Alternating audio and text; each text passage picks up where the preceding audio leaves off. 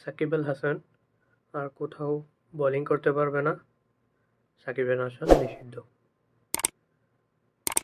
আসলে সাকিব আল হাসান আন্তর্জাতিক ক্রিকেটে নিষিদ্ধ কিনা, কোনো প্রিমিয়ার লিগ খেলতে পারবে কিনা, কিন্তু এখন তো সাকিব শ্রীলঙ্কান টি10 লিগে খেলতেছে, ও তো নিষিদ্ধ। কিভাবে খেলবে? ঠিক আছে, নিষেধাজ্ঞাটা কিভাবে এলো, কেন এলো, এ বিষয়ে আলোচনা করব।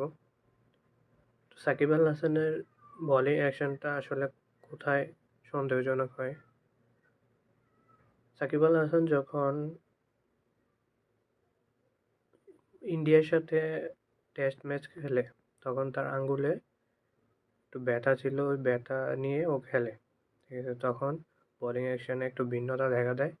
ওইটা থেকে আসলে আইসিসি সন্দেহ জাগে এবং বোলিং অ্যাকশনে করার জন্য পরীক্ষা করে টেস্ট ম্যাচ।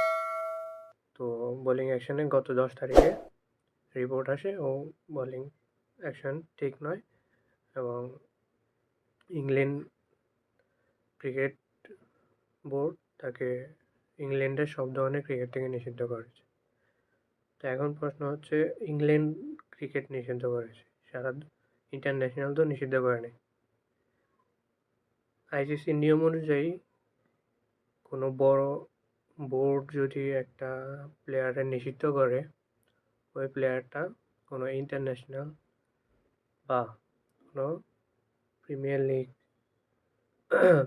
যেমন আইপিএল, এসপিএল, বিপিএল এইসব ধরনের খেলা খেলতে পারবে না যতক্ষণ পর্যন্ত সেকেন্ড টাইম পরীক্ষা টেস্ট দিয়ে পাস আউট না হয়ে যায়। তো সাকিব আল হাসান এখন টি10 লিগে শ্রীলঙ্কা প্রিমিয়ার লিগে খেলতেছে। এখন সাকিব আল হাসান বোলিং করতে পারবে না। হ্যাঁ, ব্যাটিং করতে পারবে, তবে এখন চিন্তার বিষয় হচ্ছে কি, সাকিব আল হাসানকে ব্যাটিং হিসেবে টি10 লিগে কেউ নিবে কিনা, কারণ সাকিব তো অলরাউন্ডার হিসেবে পারফরমেন্স করছে, অলরাউন্ডার হিসেবে তারা নিয়েছে দলে। এখন শুধু ব্যাটিং হিসেবে তাদের দলে নেবে কিনা। সাকিব আল হাসান বাংলাদেশ প্রিমিয়ার লিগও খেলতে পারবে না, এ হচ্ছে এখনকার আপডেট।